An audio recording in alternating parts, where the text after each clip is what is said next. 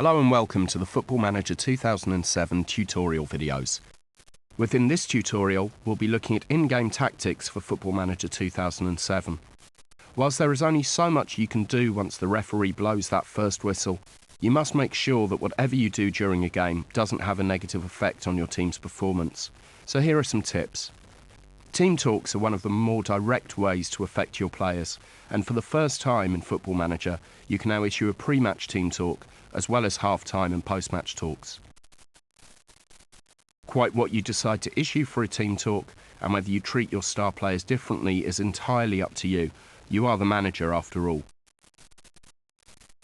Team instructions can be tweaked or left as is.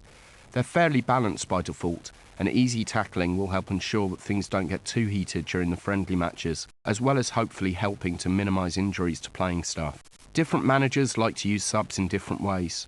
Some will make all of their substitutions regardless of how the game is going, simply to keep players from becoming too tired.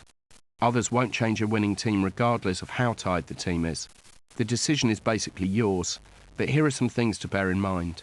If you've made all of your subs and your keeper picks up an injury, this can spell serious trouble and could lead to a lot of goals against you.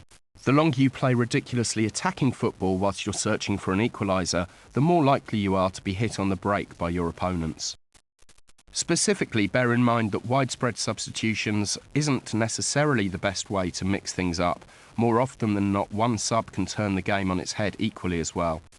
For lower ability players, you may find it easier to keep things simple. It will help to not give them a huge amount of instructions, and especially never give instructions which might potentially cause conflict. Instructions to be the most cautious with are those like forward runs, which might drag a vital player out of position. When setting positions, don't just look at individual players. Think of the effect of the changes upon the team as a whole.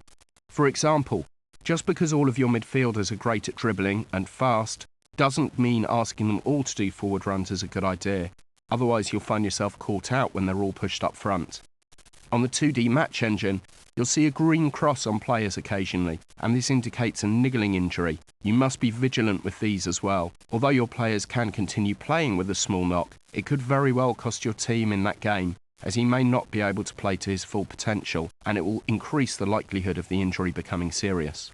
Finally, you can get a general idea of opponent tactics by simply looking at their shape as a unit of the pitch. If one or more players seems to be dominating, it's always worth trying to change your player instructions to counter this, i.e., if the commentary indicates that an opposition defender is winning everything in the air, consider keeping the ball on the floor, or even dropping your striker back a little off him so that the defender is left with a dilemma.